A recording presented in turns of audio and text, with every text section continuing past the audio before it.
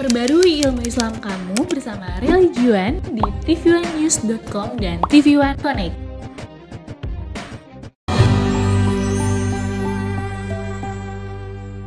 Bismillahirrahmanirrahim. Assalamualaikum warahmatullahi wabarakatuh.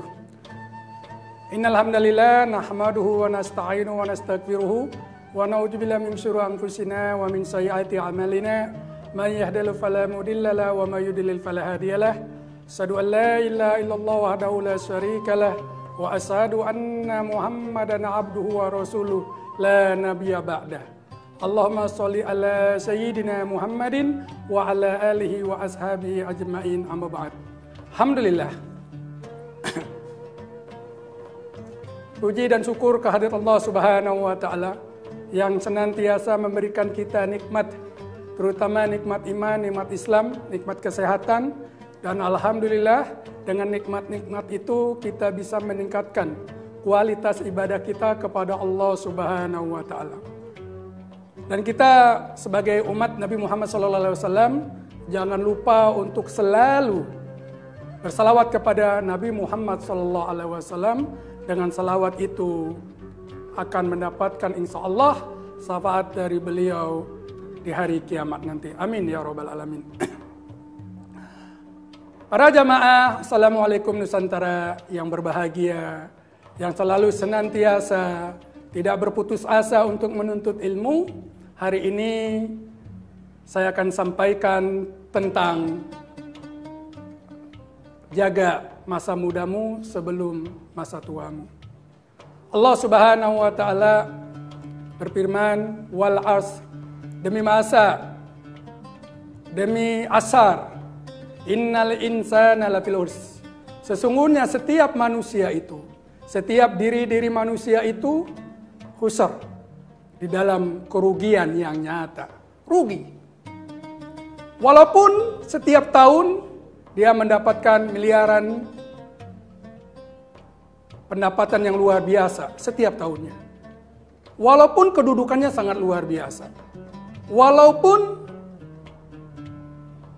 tanah sekian hektar. Tetapi kata Allah Subhanahu wa taala, sesungguhnya manusia di dalam kerugian. Illa, kecuali alladzina, orang-orang yang beriman. Illalladzina amanu wa amilus solihat. Setelah dia beriman, dia berusaha untuk melakukan amal-amal soleh. Apa itu amal solehat? Yaitu amal standarisasinya sesuai dengan Al-Quran dan sesuai dengan As-Sunnah dan perkataan kaul atau aqwal minal al-ulama, perkataan-perkataan ulama. Kalau ini kita bisa lakukan amalan-amalan solehat ini, maka yang pertama, kita tidak termasuk orang-orang yang merugi. Dan yang kedua, amal ibadah kita dihitung oleh Allah Subhanahu wa taala. Illalladzina amanu wa amilus solihat. Apalagi amal soleh itu contohnya, wa tawassaw bil haq wa tawassaw bil sabr. Yaitu saling menasehati di dalam al-haq, di dalam kebenaran. Al-haqqu mir rabbik. Kebenaran itu datangnya dari Tuhanmu. Ketika kita paham bahwasanya ini adalah kesalahan, maka harus kita perbaiki. Harus kita islah. Kenapa? Karena nanti kalau kita diamkan, kemaksiatan itu akan berdampak lebih masif di dalam kehidupan kita. Kalau sudah masif, sudah besar, maka effort yang kita akan lakukan lebih besar lagi. Kemudian watawassaw bis sabr, dan kita memberikan nasihat kepada orang-orang di sekeliling kita dengan nasihat-nasihat penuh dengan kesabaran. Jadi sabar itu tidak ada batasnya.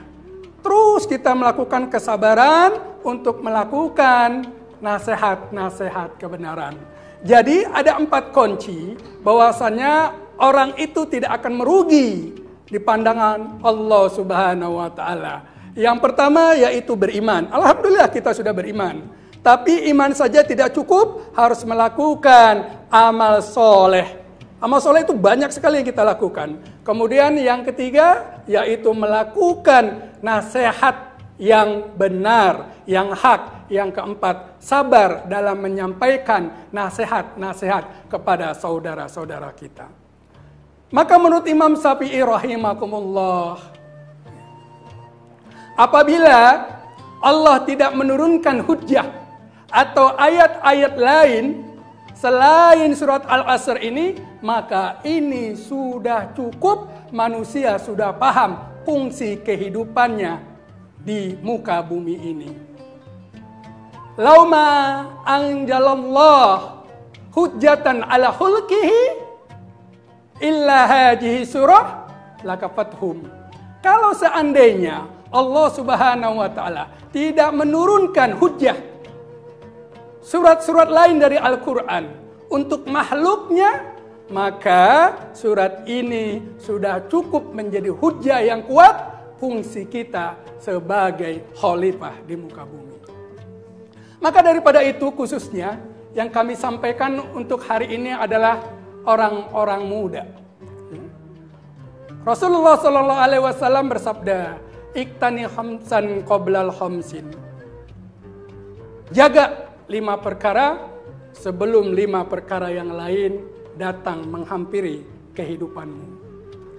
Yang pertama yaitu sababaka qabla haramika. Yang kedua, wasiataka qabla saqamika. Yang ketiga, waginaka qabla fakrika. Yang keempat yaitu wafarokika qabla suklika. Yang kelima yaitu wahayataka qabla mautika. Hari ini kita akan bahas yaitu hadis pertama, sababaka qabla haramika. Masa mudamu sebelum masa tuamu yang kamu akan alami.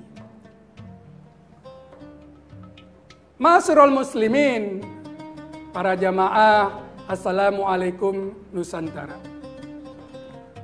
Setiap kita secara sunatullah akan mengalami fase-fase kehidupan, fase anak-anak, fase bayi, fase anak-anak, fase remaja, fase dewasa, orang tua, kemudian kita menjadi sangat tua.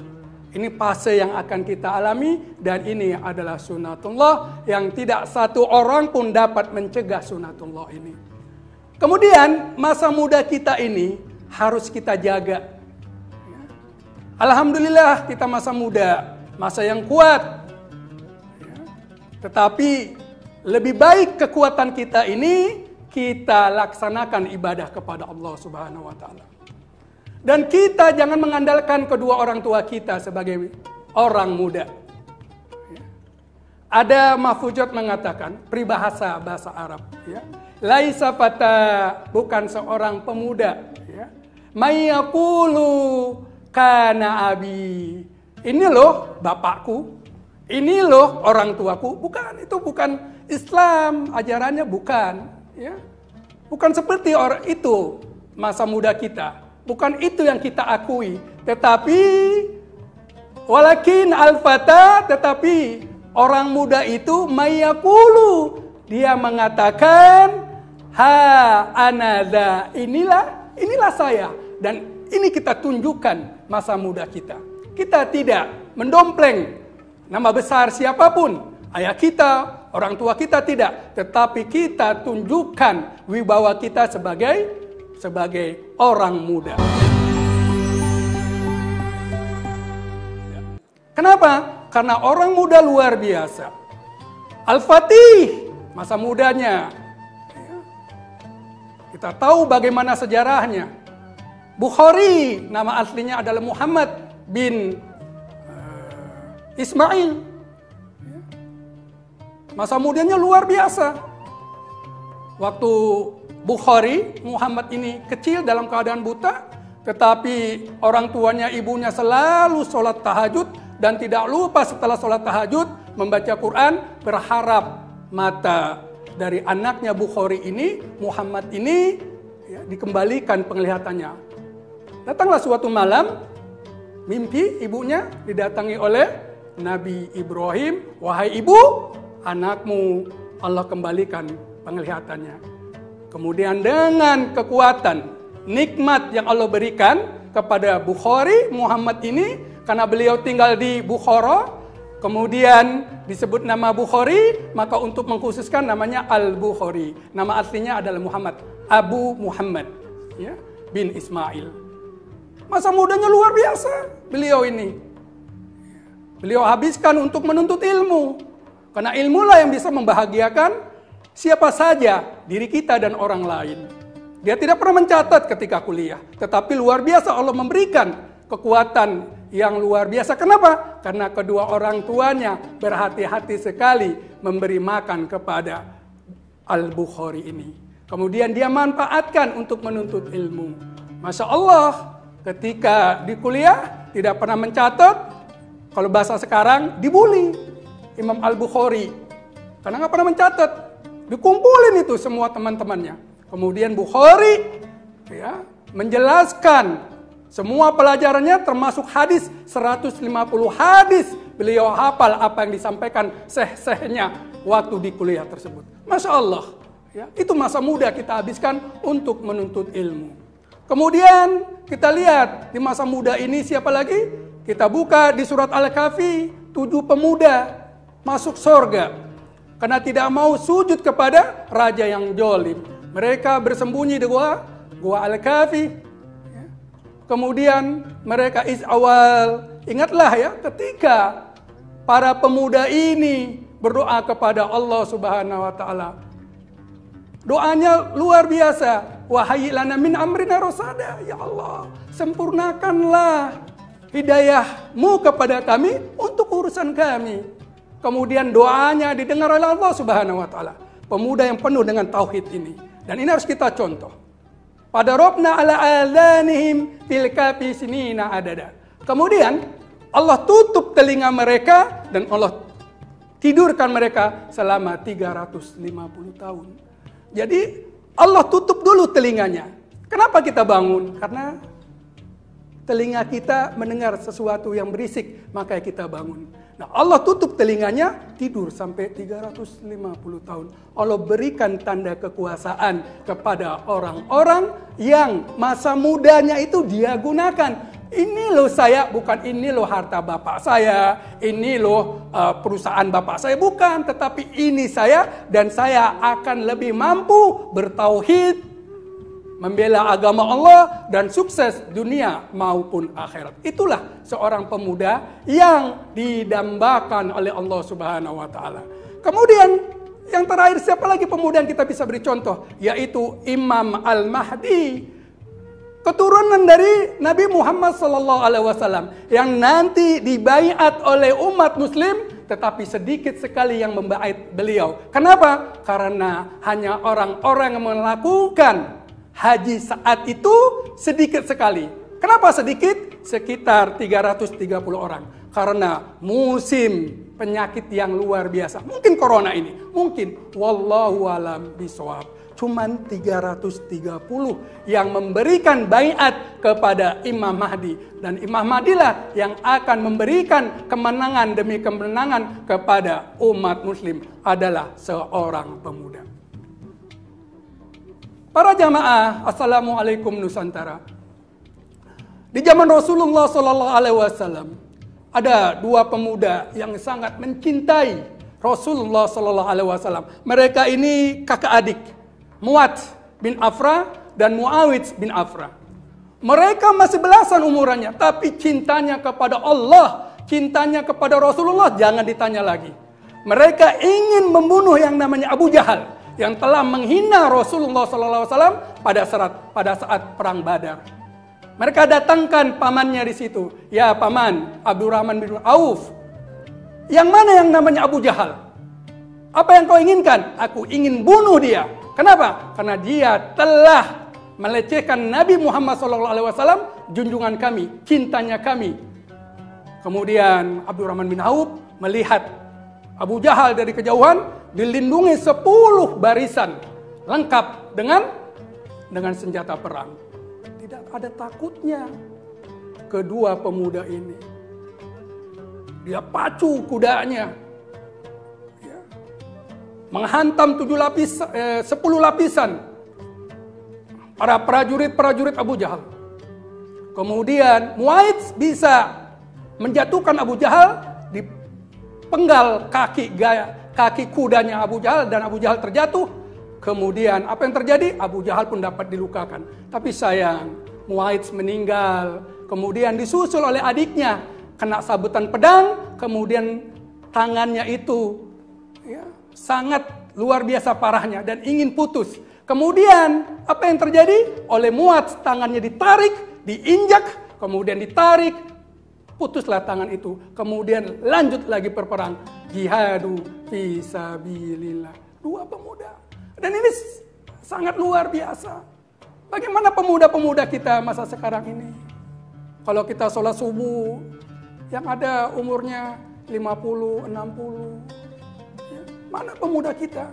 Pemuda kita itu saat sekarang ini generasi tunduk, generasi HP, generasi handphone, generasi iPad. Subuhnya lewat, bagaimana bisa membangun generasi-generasi selanjutnya untuk Islam ini? Maka daripada itu, wahai pemuda, dengarkan baik-baik. Bahwasanya amanah Islam ada di pundak-pundak kalian sekalian. Belajarlah tentang Islam dengan baik dan benar. Bukalah sejarah-sejarah para pemuda yang bagaimana mereka bisa menghasilkan tauhid yang sangat luar biasa. Maka daripada itu, marilah kita sadari, wahai para orang tua, untuk bisa mencetak pemuda-pemuda yang sangat luar biasa di dalam kehidupan kita ini. Kenapa? Karena para orang tua adalah tanggung jawab untuk kita semua. Kulukum ra'in wa kulukum mas'ulun an ra'iyatihi. Maka daripada itu, masa muda kita ini masa yang sangat rentan untuk mencari jati diri, untuk mencari siapa dirinya. Maka daripada itu, jangan kita habiskan masa muda kita ini. Kenapa? Karena masa muda kita ini akan ditanya oleh Allah Subhanahu wa Ta'ala. Salah satunya adalah tentang umur kita, di mana kita akan habiskan. Tidak akan pernah tergeser kedua kaki kita ini nanti di hadapan Allah Subhanahu wa Ta'ala sampai ditanya 4 hal. Yang pertama yaitu an umrihi fima afnah. Tentang umurmu, kamu habiskan kemana? Marilah kita habiskan masa muda kita ini untuk selalu menuntut ilmu Allah Subhanahu wa Ta'ala. Karena masa mudamu adalah masa golden moment yang harus kita perjuangkan. Kita harus tuntut ilmu agama Allah Subhanahu wa Ta'ala. Apapun status sosialmu, cintalah kepada Allah Subhanahu wa Ta'ala. Kita lihat saudara-saudara kita di Palestina sangat luar biasa berjuang mempertahankan tanah-tanah mereka, dan perjuangannya adalah fisabilillah. Mereka ditanya, anak-anak kecil ditanya umur 10 tahun, 9 tahun sampai hatta 7 tahun, takut kepada Zionis Israel? Mereka bilang tidak, kami tidak takut. Yang kami takutkan hanya Allah Subhanahu wa Ta'ala. Ini yang harus kita bangun giroh kepada anak-anak muda kita. Ya. Jangan pergaulan bebas semata, mencari duniawi saja, habis waktunya yang tidak berguna. Mau jadi apa masa muda kita ini? Padahal generasi demi generasi harus menuntut ilmu agama, dan itulah cerminannya. Kita tahu bagaimana masa muda Rasulullah SAW. Beliau menjadi nabi umur 25 tahun, menjadi nabi menjadi 40 tahun. 25 tahun beliau luar biasa masa mudanya. Beliau pupuk ketauhidannya kepada Allah Subhanahu wa Ta'ala. Umur 40 tahun matang menjadi nabi, penutup khatamun nabi wa imamur rasul. Masa muda ini Islam telah menjelaskan, memberikan contoh yang sangat luar biasa. Jangan kau habiskan masa muda kita ini dengan kehidupan malam. Misalnya dugem. Apa tuh Pak? Dugem Pak. Duduk gemeter. Sakau. Apa tuh sakau? Sakit karena engkau. Masya Allah. Ya. Masa mudanya habis, nggak mau nuntut ilmu. Ya. Saya tanya, untuk sholat 5 waktu, jarang sekali anak muda bisa melaksanakan sholat 5 waktu. Apalagi di masjid. Masya Allah. La haula wa la quwata illa billah. Kemarin kita habis sholat tarawih, kita lihat. Yang sop ke depan, 10 akhir bulan Ramadan, nggak ada lagi anak muda. La haula wa la quwata illa billah. Padahal ya, orang Yahudi menyambut kedatangan Dajjal Al-Ma'asih. Dajjal itu para pemuda. 70.000 pasukan sudah menunggu Dajjal di Iran sana. Dan menghancurkan ya, sedikit demi sedikit tanah-tanah di sekeliling Masjid Al-Aqsa adalah pemuda-pemuda Israel Zionis. Mereka mempunyai keyakinan yang sangat luar biasa. Kita masa muda kita ini ya, harus kita habiskan untuk menuntut ilmu Allah Subhanahu wa Ta'ala. Kenapa? Karena siapa saja di antara kita menuntut ilmu, man salaka tariqan yaltamisu fihi ilman salallahu lahu bihi tariqan ilal jannah. Siapa saja di antara kalian keluar menuntut ilmu karena lillahi ta'ala, memperbaiki diri, untuk memperbaiki diri kita dengan ilmu itu ya. Keluar menuntut ilmu, duduk di majelis taklim ya. Meninggalkan kehidupan duniawi untuk memperbaiki diri ya. Kehidupan dunia akhirat, maka Allah katakan, Allah mudahkan bagi dia, yaitu menuju surga Allah Subhanahu wa Ta'ala. Masa muda ini, mari kita gunakan semangat untuk menuntut ilmu. Anak-anak muda lihat, badannya besar-besar, badannya sterek-sterek, badannya kuat-kuat. Sholat 5 waktu di masjid, sulit. Bukan badan yang kuat yang menentukan seseorang bisa pergi ke masjid, bisa takarub ilallah di masjid, bisa menuntut ilmu di masjid. Bukan badan yang kuat, tetapi iman yang kuat. Inilah yang harusnya kita sebagai orang tua, saya sebagai orang tua ya, punya anak 3, laki-laki semua, ingin mendidik mereka supaya menjadi ya, al-fatih ya, yang bisa merebut kejayaan Islam. Dan memang Islam akan menjadi jaya, tetapi kita harus sebagai pemuda terlibat di dalam perjuangan Islam nantinya. Sehingga apa? Sehingga kita dihitung oleh Allah Subhanahu wa Ta'ala sebagai pemuda-pemuda yang cinta kepada Allah. Coba kita tanya pemuda-pemuda sekarang, sebutkan 5 saja nama sahabat Nabi. Nggak ada yang ngerti. Coba sebutkan 5 artis Korea. Tahu semua. Sampai makanannya juga tahu. Sampai kehidupan artis Korea tahu. Tapi sebutkan 5 sahabat Nabi. Itu Masya Allah. La haula wa la quwata illa billah. Ya, digresi pengetahuan tentang Islam ini luar biasa. Marilah kepada orang tua kita didik anak-anak kita menjadi anak-anak yang kuat, yang bertauhid. Dan ini tidak samlabin ya apa? Dengan kata-kata yang mudah kita bisa ya, mencetak anak-anak kita menjadi anak-anak yang bertauhid.